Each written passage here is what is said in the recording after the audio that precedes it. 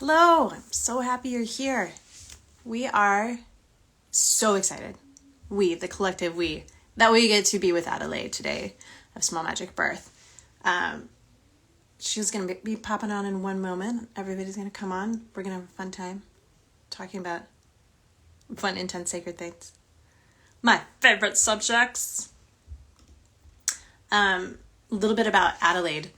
We met earlier this year and she has fast become one of my favorite people to speak with and go to. We have pretty similar practices in that way. She is the founder of Small Magic Birth, and they provide pregnancy, birth, woman care outside of the medical model, right? She's a community organizer and radical feminist and a women's advocate dedicated to rural living. Hi, Robin. Hello. And you can find her courses and her offerings on her website, smallmagicbirth.com. She just put out this amazing, adorable, free ebook. It's a children's book about birth, right, as a human species. And she is offering as a free ebook when you sign up for her newsletter. But then it's going to be published as an amazing board book for kids coming up next year. I'm going to give it to every child. Yes. And she's going to join us right now. One sec. Yes. Yay! I did it. You did it. How are We're you? here together. We are here together. Oh, I'm so good. I'm so good. Um, The people know who you are now, that you do these amazing things and that you teach the courses about the things of the radical birth keeping and take care of the women and speak up for them. Amazing advocacy. You do these things with so much passion and so much intelligence and intention around it. And it's kind of a rare thing to see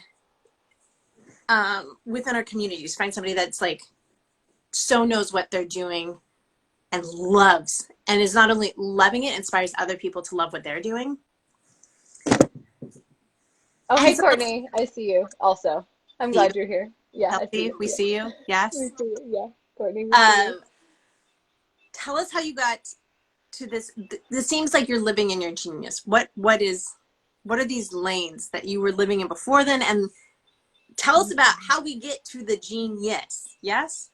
Oh, heck yeah, sister. I love this conversation. Thank you so much for having me, from Megan, and just like everyone who's here tuning in. Um, this is really where it's at. Like for me, this is ground zero, and I just want to like be clear about that. Like speaking in collaboration with other women, anyone who's experienced my work, what's up, Wyatt? Is knows that conversation and community connection is the core, right? So how do we come from my lands of genius and like how did that land me in my birth work today? Like I'll get into that a little bit, but the kind of short answer is like um is community, really community organizing. I have been a yoga teacher for about 10 years. And even though that's not really my focus, that is, we'll get into how that's really a lane of excellence for me. And my genius is sort of broader than that. Um, but just being with people and being with people in the body. And I mean, I have these big feelings about it because just weeks and years of walking in and just having people walk in and pack a room. And my yoga class, those of you who have ever been to it, would always start. And I'd be like, hey, we start with community conversation. So we're going to go around the room and you're all going to tell me your names and you're all going to tell me a bright spot for your week. Oh, we have 30 people. You're going to have one-on-one dialogue with a stranger in this room for 5 minutes at the beginning of our yoga class. And I got fired from some yoga studios for my in my 10 years of teaching for my dedication to be like, there's not enough down dog. And I'm like, there's not enough feelings talking. And and it just really showed me so much beauty and how to really get to the root, which is to listen and to fill a need. Mm-hmm.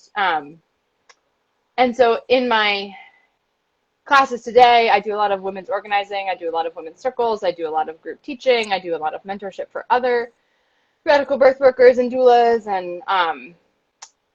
and just at the core of that, the questions we have at our at the women's circle, and any of you who ever, our next one's this Saturday. So if you're in my local New England area, those are welcome to you.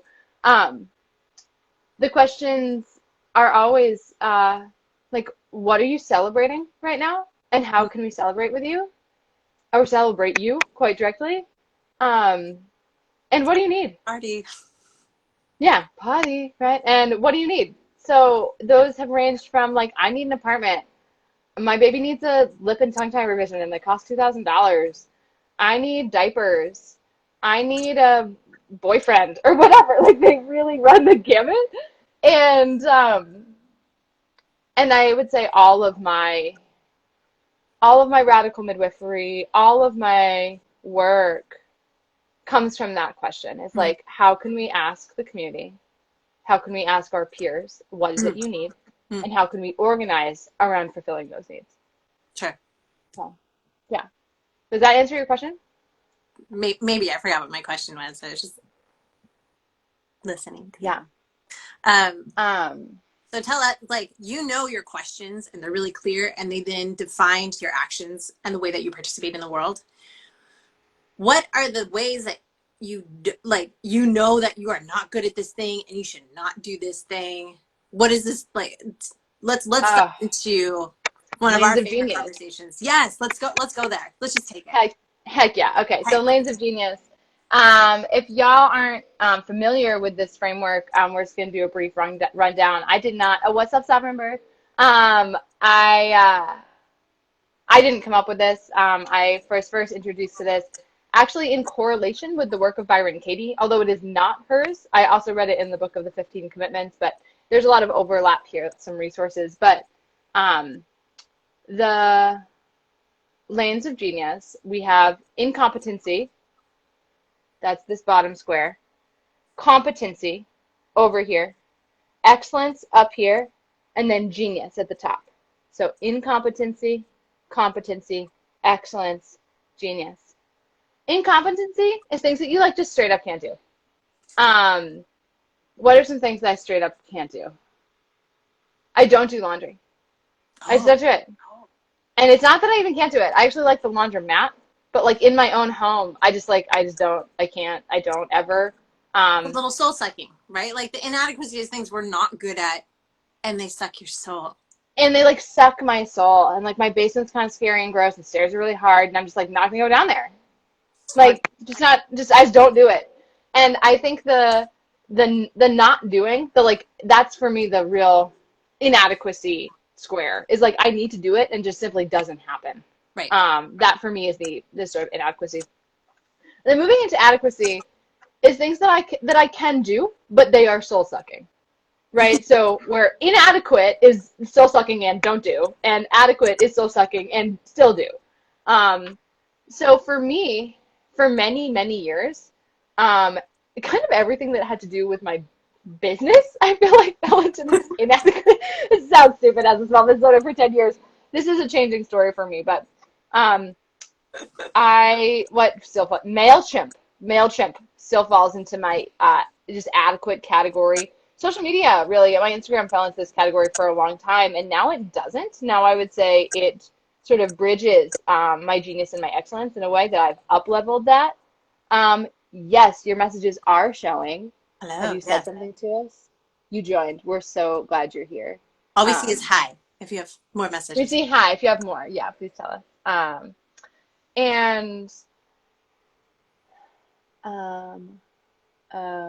on.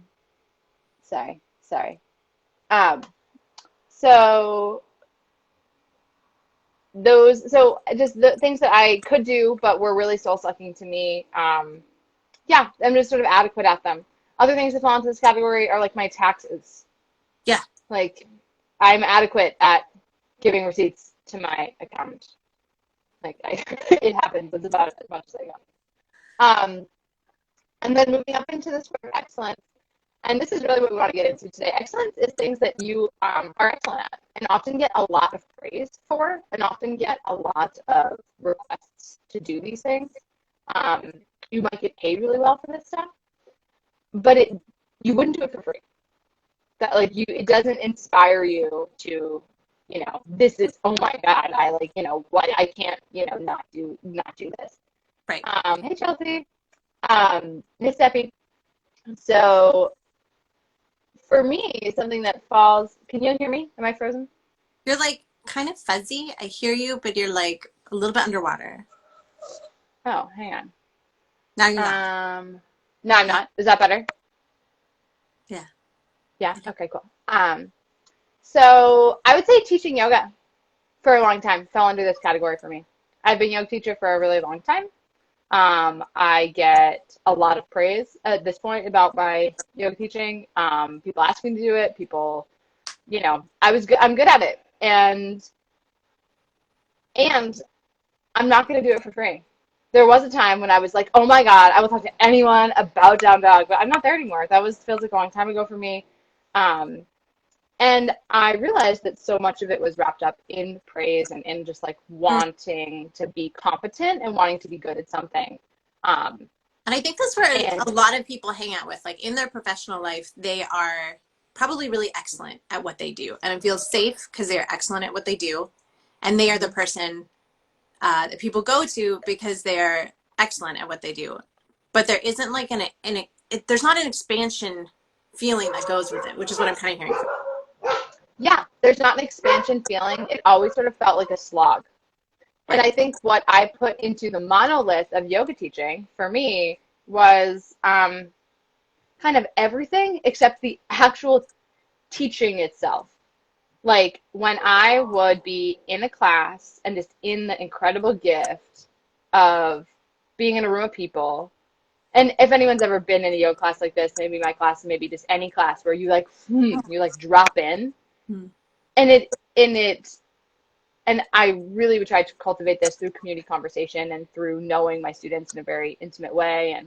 And that there would be, that it would sort of cease to be yoga teaching. And it would just,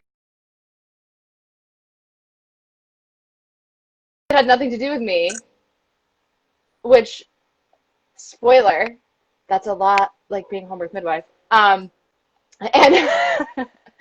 and I started to realize like what was really my genius was being able to like coax that and yeah. And so it took me a long time of just sort of not being able to differentiate that for myself. And then now with that information, what do I do? And like how do I really transition into what my lane of genius is? And so then I'll talk about that a little bit. Like once I figured out what was kind of at the heart of my genius, this for me is I mean, I have many geniuses, but the one that I'm sort of talking about right now is that community connection. Like, is that stitching? Is that real, like, intimacy that I just, I can't not do? And I think that's a really good way to flag your geniuses. Like, if someone else struggles with something and you can't even conceptualize how that doesn't just happen for them, my dear friend Emily Saldea from the Free Birth Society, that's how she put it. She was like, I can't conceptualize how people are good at this. Like, that's a good indication that that's a genius for her. And I feel the same way. Community organizing, like you say that and I'm like, oh God, hide.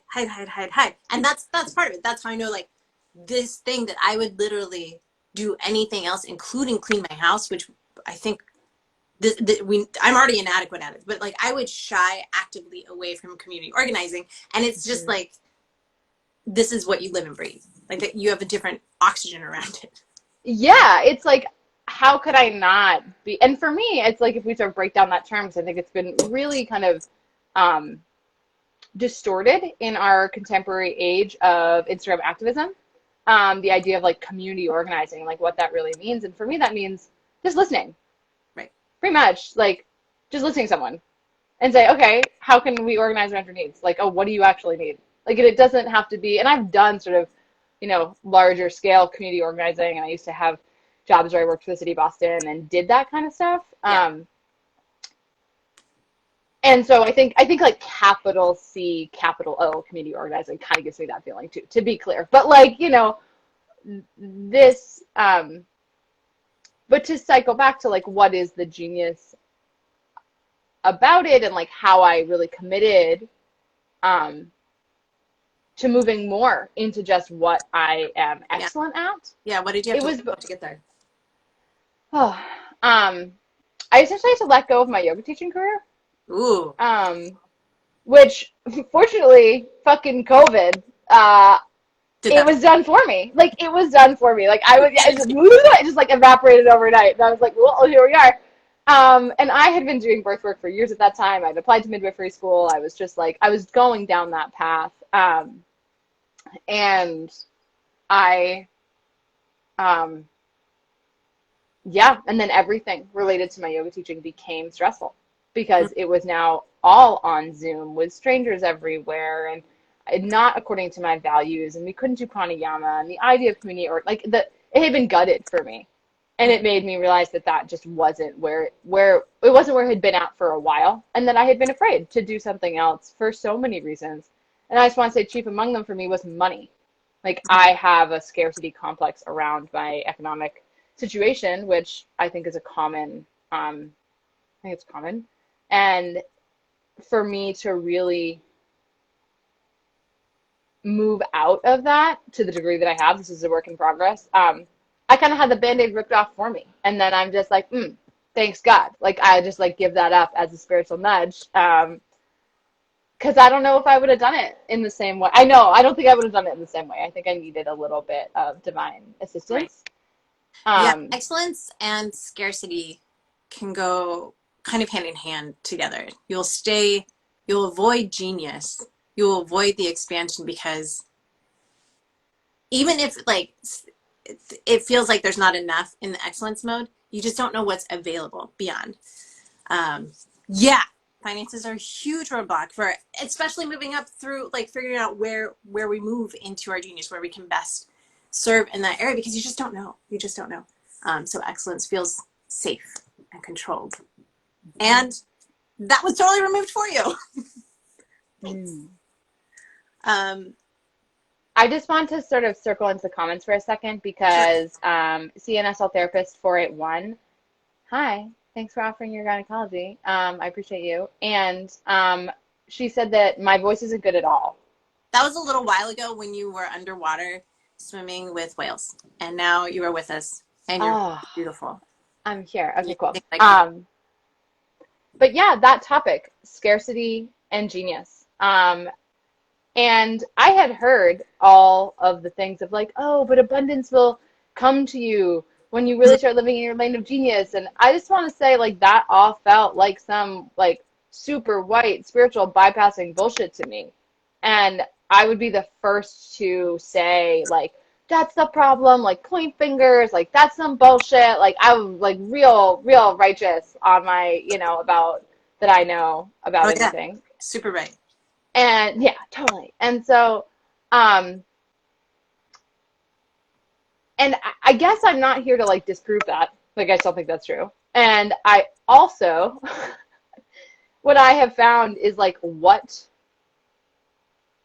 I defined as what I needed shifted to what was coming to me. So like, I was like, I need to make this dollar amount, period, end of story. And that's like how I'm gonna, and like, I don't believe that if I am only in my lane of genius that will happen, and therefore that's not a possibility to me.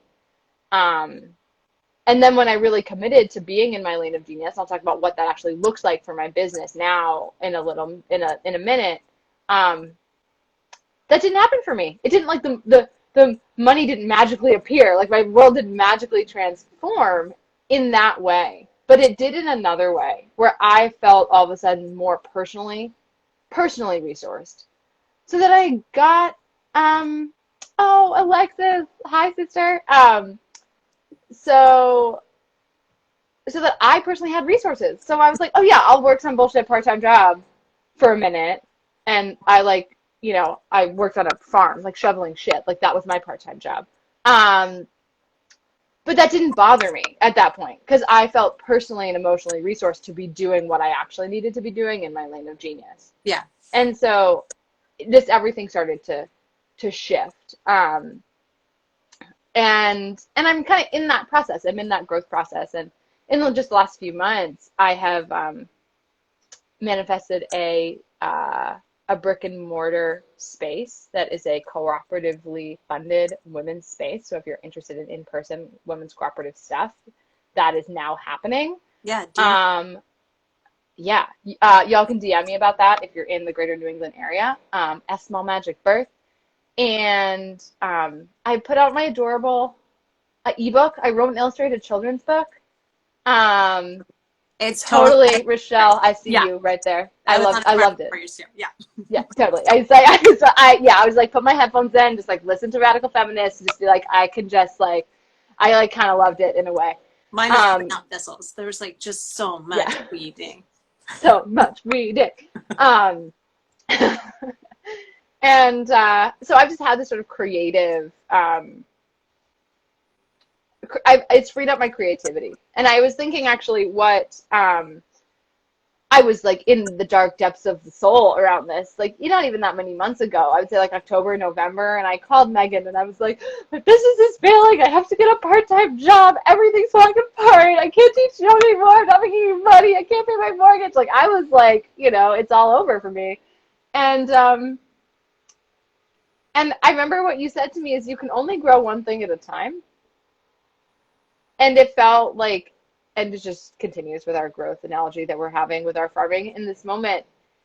And for me, like I couldn't simultaneously like grow my creativity and grow my self-esteem and like grow my bottom line.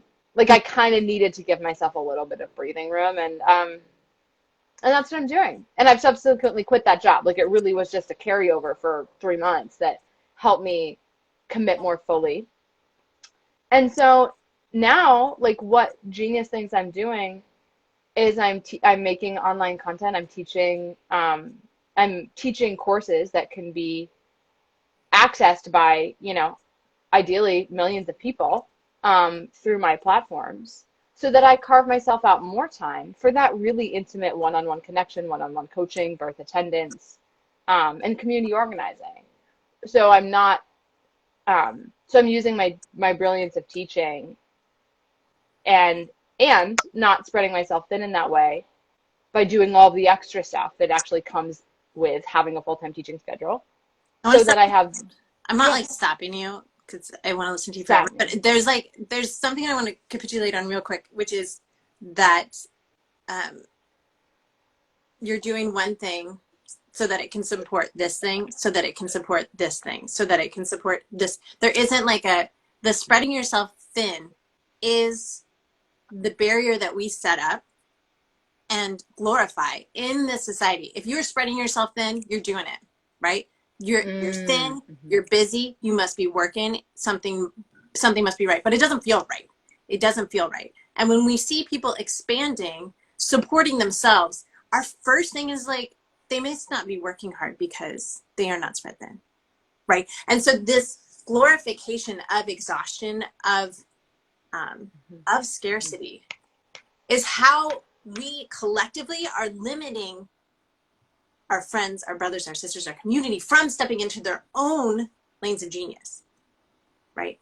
And that's what we get to see. Like we get to see, you showed us what that like internal work looks like, and then we can see and apply it to the community. When we let other people explore and support them in stepping into the lane of genius, and knowing that there's going to be a lot of boundaries that we all have around that. We have scarcity complexes, financial complexes, and like so many other pieces around that. When those get removed and we get to see it, then the cool things happen. Then the creativity comes and we get to hear voices that we haven't heard before. We get to have board books that haven't existed before about birth in a really beautiful way. Like it's really exciting. And I can continue. But I was just really stoked about how you put all that together. I just want to listen to you talk forever. Okay. So dreamy. I just want to like take a breath and kind of ground back into what you were just saying about spreading yourself thin and scarcity, and how I have to be the first to say I'm addicted to the struggle. So if anybody out Ooh. there is addicted to the struggle, you can like throw it in the chat and be like, oh, I just never did that. Um, like I am a recovering person in that way where I just was so, if I wasn't drowning, I wasn't succeeding. Which if that isn't like, you know, that's so clear that that's not sustainable or and it's paradoxical. And I still can feel like that sometimes. And but what I'm realizing is, of course, the best things that I'm making are impossible when I'm in that state. And so there's a huge act of adjusting my expectations that happens over and over and over again around living in my lanes of genius Mm-hmm. and living in my lane of genius. I was thinking, I think Chelsea Bray, she's awesome and we love her and she's pregnant right now. So just like love to her and her baby if you're still on this call. But she referred me to a Brene Brown podcast recently that was Renee Brown. FFTs. Yeah, right. Just like Brene Brown. Um, FFTs, fucking first times. And it was like when you're doing something for the fucking first time, like what your expectations are, how hard it's going to be, and how like long it's going to take. Like this, it was like sort of breaking down. So this is my first fucking time doing Instagram Live right now. Hey, welcome. Um, right? And so the expectations I would have that like my lighting would look lovely and that like I would kept waiting for your invite and I was like, oh, it's been up for 4 minutes. I just like didn't get it. I didn't understand. Right? And it's like, why would I be good at it? Right? It's my Right. first fucking time. And I would say that that's how I feel when I'm working in my lane of genius. Like, why would I know how to um, write a book for ages 1 to 4, right? And so that it takes way more time. I need way more help and input. It needs way more creativity. I need a lot more grace for myself. And I think that's the muscle Hmm. that I am cultivating as I'm more and more committing to moving out of excellence and into genius. And it's something that I think I've heard in other ways, but like grace for my own skills and like sort of patience with myself around that transition makes that transition a lot more possible. Sure. Allie, hey sister, and Kyla. Um, yeah, so I just like if anyone is sort of thinking about like what is that roadmap around scarcity and like how I'm gonna like feel really spread thin and like what that looks like and this sort of if I'm doing what I'm brilliant genius at, then I'm not gonna have enough in all these other ways. Right. That is just a little practice that I'm working with is kind of the more space I can give my geniuses, the less pressure I can put on them, Sure. the more they flourish. Yeah. And your point about like, I support this to support this to support this to support this is a network of support Right. It's as synergistic. opposed, yeah. As opposed to Um, there's this and there's this. Like the compartmentalizing. It's like mhm. you have to have this balance. You have to have like this balance of the work and the life and all the things, and they all have to be like this in their own neat scale. And it's like they're not like that though. Everything is always happening, so everything must nourish one another. Blah blah blah. Yeah, exactly. And I think that that is a big shift for me, like also from excellence to genius um, is seeing how these things can be symbiotic. Sure. So, like, I'll give a real life example right now. If you are new to me and my social media platform, welcome. I'm also on another social media platform that I'm new at called Clubhouse. I know some of you are there also, which is a lot of this. It's audio only, conversation only. Um, and I am having a lot of my Instagram content censored or taken down or shadow banned. And I say this because now the system that I am sort of working out, and this is just a little example, I'm going to post something on Thursdays on my Instagram that's essentially going to be like a little PowerPoint about some topic related to birth or, women's health. And then I'm going to go on this other platform on Friday mornings, and Megan's going to join us on the 29th, where we're going to talk about vaginal tearing and healing vaginal tears. And we're going to have a conversation about it. And so we're gonna get to essentially be live and have other people chime in and ask questions, and it's gonna be this really collaborative space. And just that little adjustment where all of a sudden my genius of just like, isn't this shit fucking amazing about the body? Just like geeking out and like writing amazing shit about how unreal and brilliant the body is, can support this other genius that I have, which is listening and teaching and talking and being in community conversation. So I totally, as opposed to like, oh my gosh, I'm doing all this content, it's super exhausting, that's all getting taken down and no one can see it unless it, like this whole spreading myself thin scarcity model, Right. to just like stepping back and how can I do less to leverage more genius for better results. And I know that's just a really small one, but it feels huge to me because I've been, as a small business owner, and I think many of you might be as well, like I've been in that, like, how do I do this in a way that doesn't suck for a decade? And I'm like, oh, this might be, like, this feels good. It's the first time I can say, like, oh, that feels exciting, which, yeah, which is really exciting. There's one thing, I know that, like, even this conversation that you and I are having right now, this would have been a triggering conversation, me in an earlier version of my life, right? That women are speaking about what they know that they're good at, how to support themselves to do more of that, and how to support other women doing that.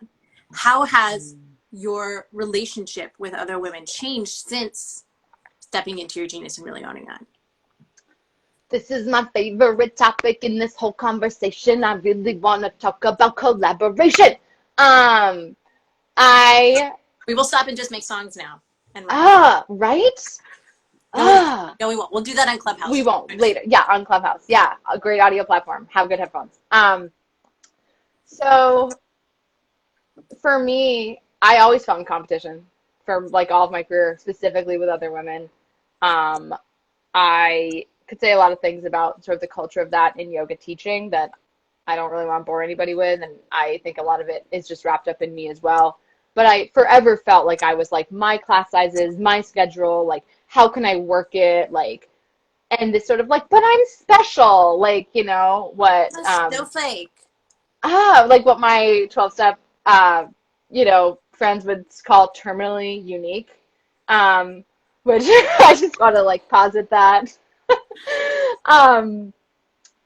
And how exhausting that was and is, and how shitty it makes me feel. And it would make me feel, it ruined friendships. It made me just like, you know, not have a good time. And what I have realized relatively recently is that one of my primary geniuses is collaboration, which, like, of course, that's not a far step from community organizing. Of course, that's not a far step from just community building in general.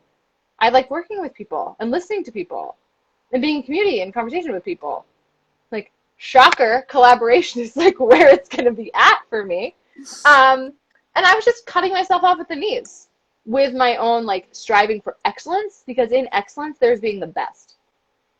And in being the best, there's no like that's not real, right? And in being, you have two people be the best. There's no like two number ones. Right, there's no two number ones, exactly. And versus when you're genius, there's nothing comparing to your genius, because it's its own magical genius, and there's all these magical geniuses that happen. And like something that doesn't get said often is like, I'm more genius than you. Like no one says that. Like that's like not a thing, right?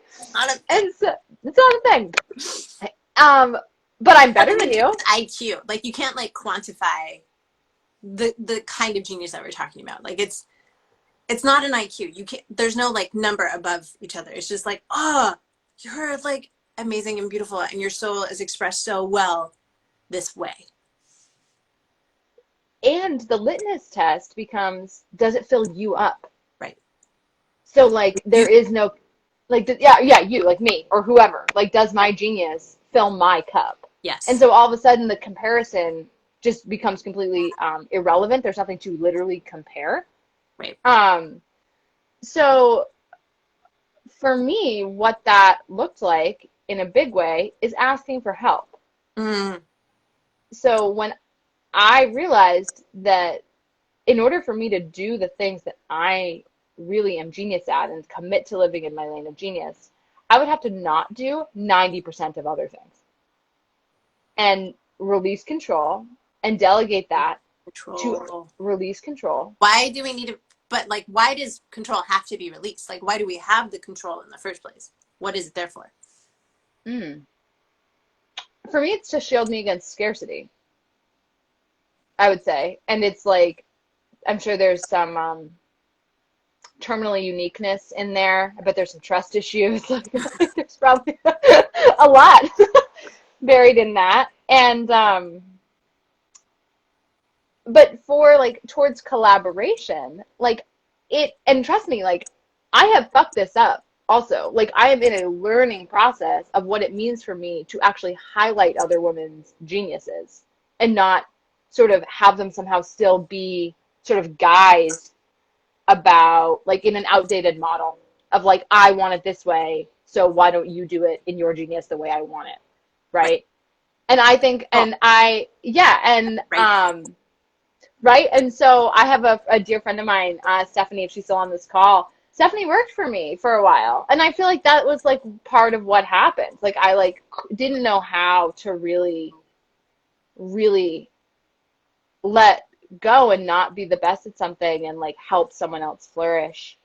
Um, and part of that has been really just committing to what I want to do and knowing what I am good at. Right. And now that becomes so much more clear because most of it I don't want to do and most of it I'm not good at. And so now I'm like, take it off my plate. Like I don't like You're good I at like this. I see that you are really good at yeah, this. Please take this. please. Please take Like this. please take this. Like I don't want to like I don't want to get in your way. I don't want to get in the way of your genius. Right. Um and then it just the competition becomes so irrelevant at that point. And when I think of our our relationship, for example, Right. so y'all, Megan, she's just this incredible body worker. She's a body worker I go to. I'm a body worker, and I'm just like, Megan is like my older sister, and I just like find so much from you. And we were collaborating By the way, yesterday. by body worker, I live in California and she lives on the East Coast. Like, I Yep. have never actually Yeah, touched her body. she's never actually touched my body. And I call her and I'm like, but this thing. And she's like, this other thing. And I'm like, oh my God. And then like, I just bring that in and incorporate it into my own work.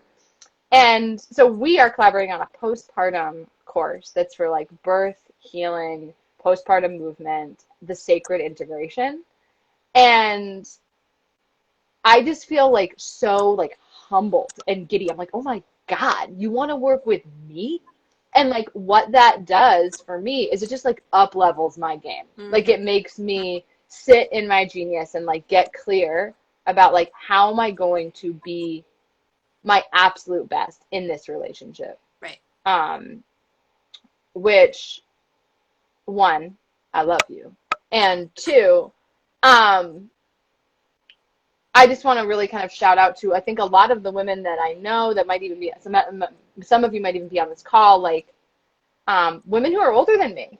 Like I just really want to like put a plug for again like listening and learning from my peers and from my big sisters, and even if they're not like older than me in age, but in this particular lane, like in this particular, how do you collaborate? How do you do it well? How do you um, share creativity? Like I try to be really humble in learning how to do that better and better. And it has moved me from a space of competition into a space of collaboration Sure. um, with excellent results. Like now someone manages and makes all my beautiful social media content. Someone just edited my book. She's a copy editor and was like, it was written somewhere between a first and a sixth grade reading level. Like no one reads those books because those are books that you write for children. And we like went through multiple rounds of edits and landed at a kindergarten reading level. Like, why would I know?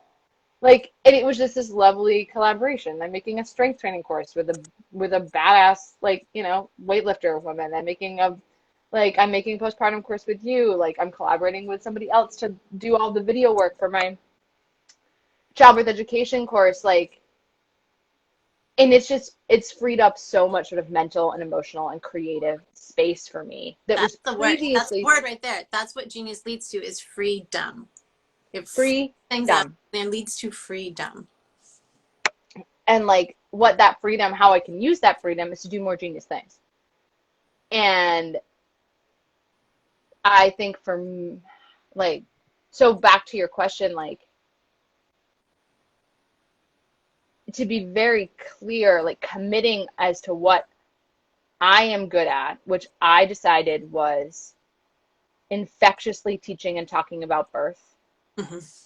infectiously like loving and geeking out about the body, and community organizing. Mm-hmm. Like the rest of it, like I just can, like I just don't have to. I just don't have to do it. It's not that I have to do some of that shit because like whatever. I don't really like hashtagging my stuff. Like I still like do that kind of thing, but it has meant that I'm not in competition with anyone Right. who is doing that. And so all of that energy that was spent worrying and stressing and wanting to be better than is now spent on seeking out people that I admire to learn from and collaborate with, which just is putting me in a space of humility and growth, which is very nutritious. Yum. Eat it up. Yum. Um, does anybody have any questions? Oh, Alexis, that's so sweet. I'm so glad that I met you during your pregnancy with Hayden also. And I love geeking out with you also. He is the best. It's a good language. Yeah. Um, yeah. Does anybody have any questions on like lanes of genius? Oh, I want to ask you a question, Megan. Yeah. Um, so just about both being body workers and like teaching other people's stuff Mm, versus teaching our own stuff right. and genius and Right. excellent. Can you just like open that up a little bit? Did you like that articulate question? That was You just open up this gigantic just can. like, unlid the box, Yeah, as I started body work when I was 17. And I had to wait. I set it up my business and waited until I was 18 until I could really actually legally open it. So I've been doing it for 20 years and I've touched and worked on thousands of bodies. Whenever I go to a class, it was amazing to learn this whole paradigm and this whole protocol. And anytime I did that protocol onto somebody else, right? This is what excellence looks like. I'm an excellent body worker doing other people's stuff. When I switched and released protocol and did my thing, utilizing all of my knowledge and my, I have intuitive skills. So when those finally came in, that's when things took off, right? That's when I trusted myself. Excellence creates room for you to not trust yourself, which is why we feel like we need control elsewhere. Genius is expansive and trusting and full of curiosity. So now I feel like body work for me is beyond just the physical body work, which is why I can do an energetic body work, energetic somatic work. Like it's why Adelaide can call me in the butt crack of dawn and be like, this thing is happening, and be like, wait, let me see, because this is how now if I was going by anybody else's protocol, I would not have been able to support her in the way that she needed.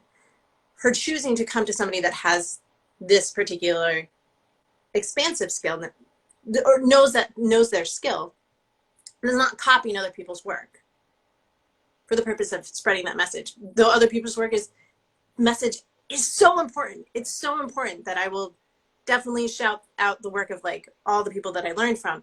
But doing my work is the one that actually helps because that's mine to own. Does that make sense? But it took 20 years as a body worker to get to that place where it's like trusting myself. Is that what you were looking for in that? Yes. Okay. Yes. So good. And I feel the same way. I feel like I was like, if anyone's ever been to my yoga class, I'm like, I'm an Iyengar yoga teacher. I like fly this flag. which is like the definition of teaching someone else's stuff. It's like in the name, right? And in reality, I don't really teach that stuff in that way. I love that stuff. But what I've done recently, or like, in the last few years, is like, what is my stuff? And my stuff kind of is nothing I ever learned in that way, in that method, or really anywhere else. And I think over and over again, when I find myself faltering, it's because I find myself trying to do somebody else's work. Right. And I've been doing this for 10 years, and you said you were doing it for 20 years. Right. And I would honestly say if I didn't meet women who are mentors, I think I would have been doing it for, I think it, I feel so grateful to have guidance and perspective being provided to me by women who are like, oh, that thing you do, like that, like what about that? As opposed to, just the sort of proliferation of someone else's stuff. Right. The other way that I flag it for myself, like I teach this one very, very nerdy, very specific hip sequence that's like asymmetrical. I do this, it's like very specific and nerdy. Like if you've ever had sciatic pain, you've come to me, I bet that I have done this with you. And it's not mine. And it's genius. And I teach it all the time because it's brilliant. It's like totally brilliant genius. I didn't come up with it. I teach it constantly. And like the line, like, does that fill me up, has become the litmus test. It's like, do I feel utterly inspired to do that all the time? Right. And the answer is no. Does that mean I don't do it and don't enjoy doing it? No, of course not. But it means that it helps me sort of right the ship back towards like, do I want to do this all the time? Right. And I think for me, birth work and everything that is wrapped up in birth work, which is huge, is something I want to do all the time, which like so squarely puts it in my lane of genius. And one thing that I think is a part of that is births are all different, right? Like there is no norm in birth. And if just showing up and being who I am and with the background that I have, like that's kind of all it requires, in a way that I find really nutritious and helpful, because I feel like it's irrelevant. Like there is no teaching other people's stuff in birth, because birth is its own thing, and it does its own thing every single time. Like there's no conquering birth, there's no knowing birth, there's no winning, there's none of that. No, there's no expert in birth. No, there's no expert in birth other than potentially the mom at the moment that whatever is happening in her birth is happening. And so it's awesome, and we're there to like worship her. That's it, and trust. To worship her. That's it, and trust, and like, and have, and like bring all of those pieces together, which I just wanted to shout that out because I think like birth herself has pushed me into my lane of genius. Like the actual a lot of divine intervention happening. Like my and push you here. My card for my life, my tarot card, like for this cycle of my life, is the Wheel of Fortune. Like that is my teacher card throughout my whole life. It's like spin the wheel and that's what will place you. Not like let me methodically work my way through graduate school to become a PT. Like that's not what's gonna get me where I'm going. It's gonna be different. And I just wanted to like also say that like being in my lane of genius for me personally has been as much about being intuitive and like the and responding to and like listening to the sort of spiritual situations that I have been placed in, because shocker, that is my lane of genius. I don't know if that was a little unclear, but essentially just like birth is amazing, and I want to shout her out for her magical transformative qualities for everyone involved. Everyone. Well, this has been amazing, and I think that a lot of people are going to benefit from hearing, number one, two women talk about seeing another woman for who she is and what she's doing, and holding space and grace for ourselves as we transition Mm-hmm. between the phases and seeing what we're really inadequate at. Laundry, for me, I'm not good at turning the pan off. The fire alarm goes off a lot here. I'm married to a firefighter. We are going to be okay, but still. Um, it's just not, I'm not good at cooking. I do that. I do that one too. I'm not good at cooking. I'm not. Um, and moving through those lanes, really identifying how you want to express your soul in this life, right? And it feels so complicated, right? And we've both been in those dark places, and I know that everybody's been in that dark night of the soul.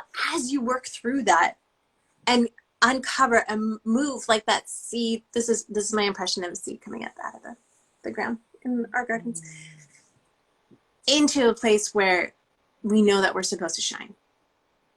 Right. Mm-hmm. And so this is, these conversations I want to hear from other women, from the followers and people join us. Like, when you find your genius, or if you get stuck, like, tell us about it, right? We have been there. We are still working through it because this is a lifelong process, but that's when we get to celebrate each other. And this is how we heal. When we see each other in our genius, that is how we heal sister wounds, right? That's when we start to trust other women. That's when we feel like we can ask for help.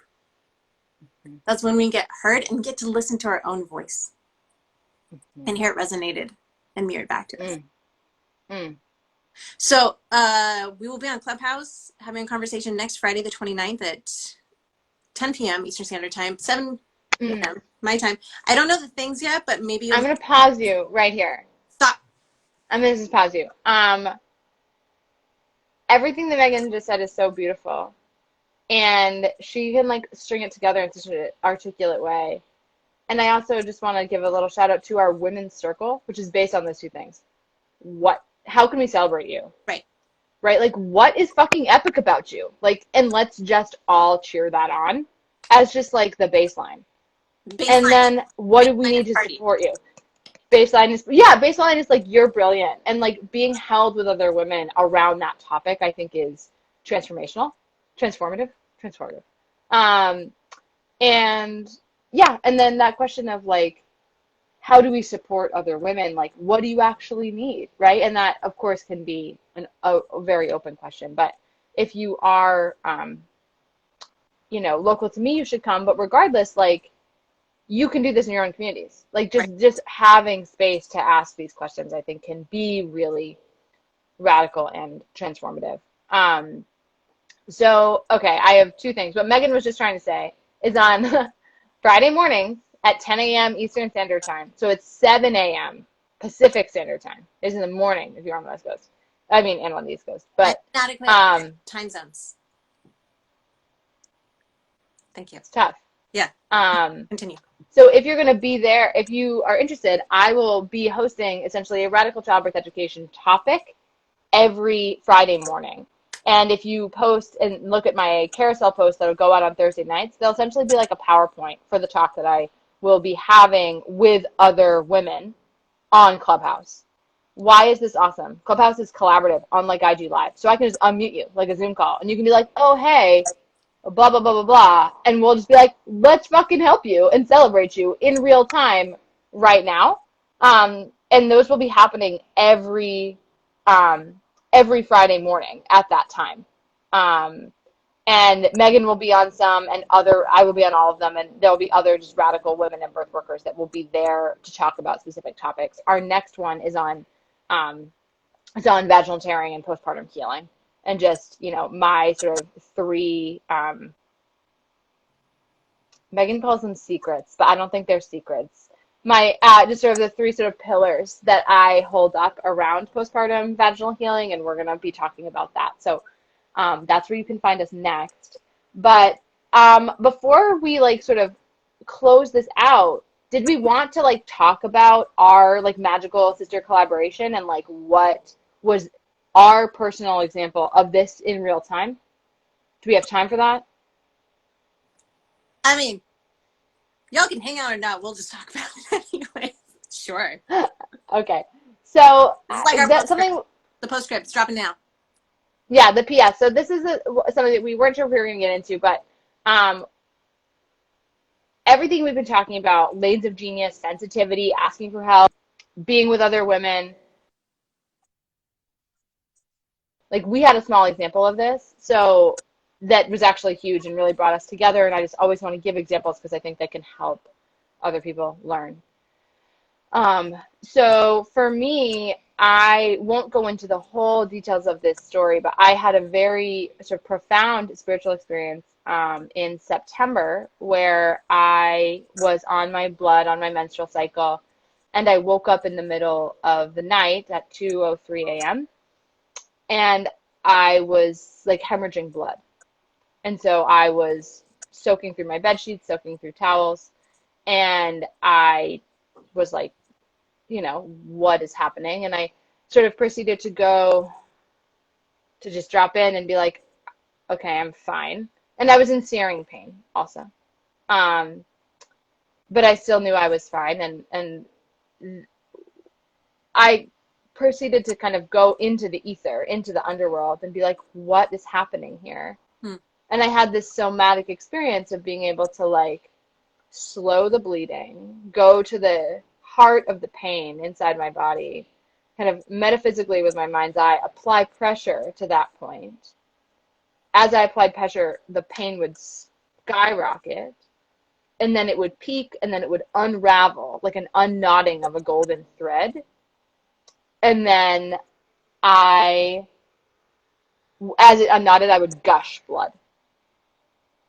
And then I would breathe and it would soften. Sort of like having a miscarriage, which I was not having. Um, and I was just like, what is happening? And I sort of let go of that question because it was an unknown. And I rode it through the night, um, and had a variety of sort of spiritual experiences in this underworld space. Got up and kept sort of, cleaning myself and changing towels and assessing whether or not I could stand. And then at 6 a.m., I just opened my eyes and I was like, this stops now. And my blood just stopped.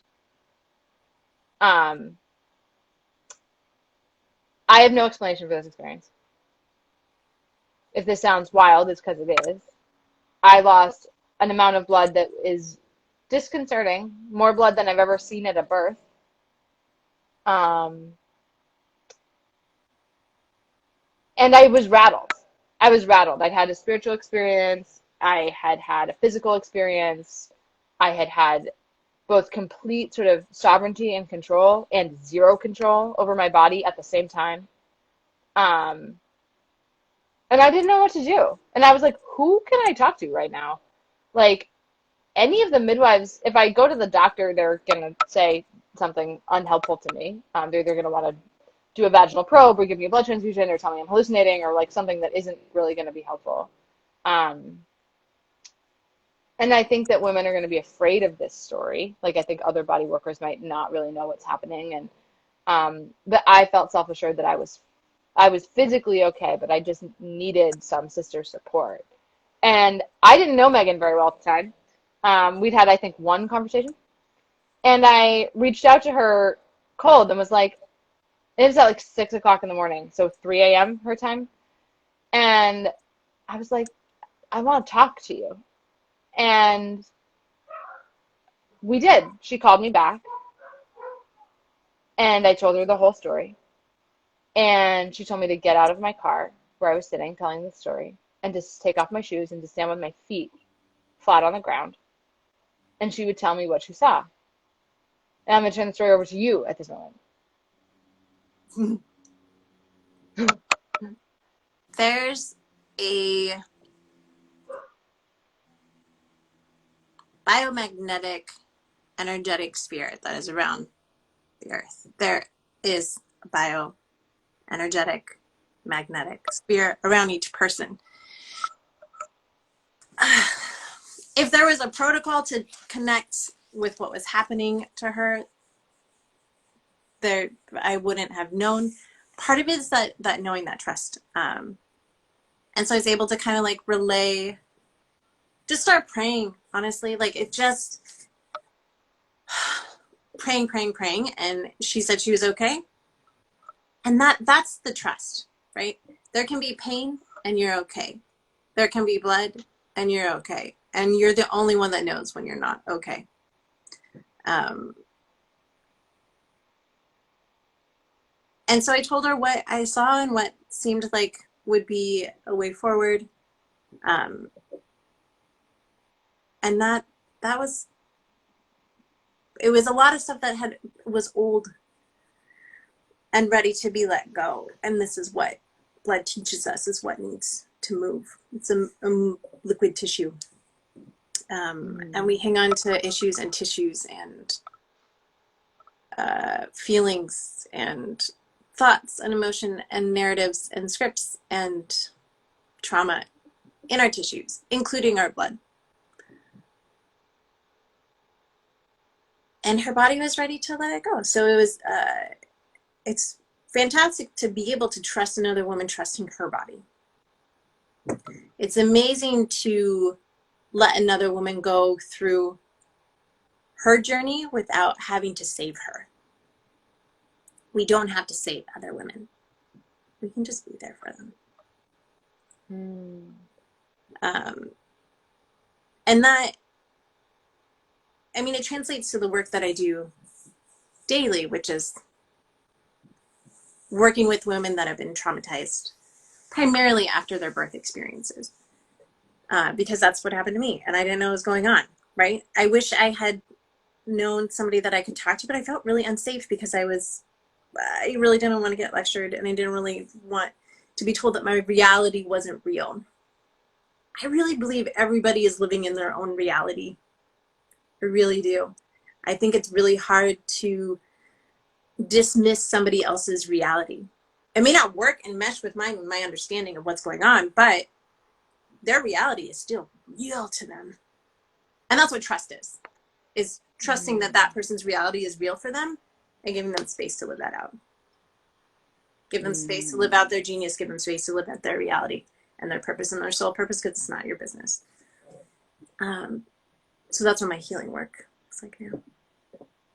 Was that the passing of the torch that you wanted to have happen? Yeah, it was just so profound. And like, I just wanted to share this example, one, because I feel so clear, and I felt clear in that moment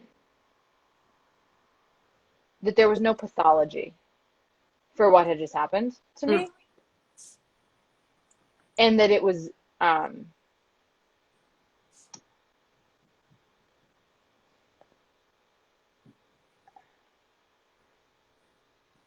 that I reached out to you for this specifically because I trusted that you could see me in the reality of my experience, apply your genius, your intuitive work, your body work in a way that you'd never done before. It was thousands of miles away from you. Like, it was like, yes, in the realm of you, just like me managing a hemorrhage at home is in the realm of me and the work that I do. But it was this, like, you as a sister quite literally supporting me at like the growing edge of your genius as I was learning to trust the growing edge of my genius, which is like, I can trust that I am fine, which is like, that's huge. And it's so huge in my work as attending home birth, right? And it was revolutionary for me to know that women can actually just be with women like that. Yeah. And for me, that comes from this line of genius work. Right. That comes from a sense of trust and a sense of brilliance and a sense of me not needing to know and you not needing to know, which all are really, really rare. And it was a transformative time for me, a transformative moment for me. Things have really shifted for me since that point. It's never happened again. And I just wanted to posit that example because I feel like so rarely in our lives do we have things that are that out loud. Do we have experiences that we're talking about of sisterhood and collaboration and living in your lane of genius that are that poignant and clear and physical in the real world Right. as the experience that brought us together around this topic. Sure. And I and I think it's brilliant, and I think it's genius in and of itself. And yeah, and I just wanted to share that. And um, yeah, and I also just wanted to, like, it can be different. Like, it can be different for all of us, right? And like we can all do it differently. There was no answer for me, and that was perfect. Like, and just wanting to normalize that this sister medicine, this way of managing Yes. is a way. Yeah. That's a way to do it. It's not the only way to do it. It's not the right way to do it, but it is a way to do it. Human And it medicine brought us way. It's what? human medicine. It's a way. The way. It is a way to do it, and it has brought us certainly into deeper sisterhood and collaboration and genius in our own right, and that is such a gift, I think, for both of us in our relationship and for our relationships to ourselves and to other women that we serve. So Yeah. So there's that. You can manage, and you can thrive, and you can do stuff with your sisters. Um, it's really nice to have those of you who are here and have listened to this conversation. If anyone has any questions or want to throw them up in the chat, you should do that. And if not, you can join us again, where we will be,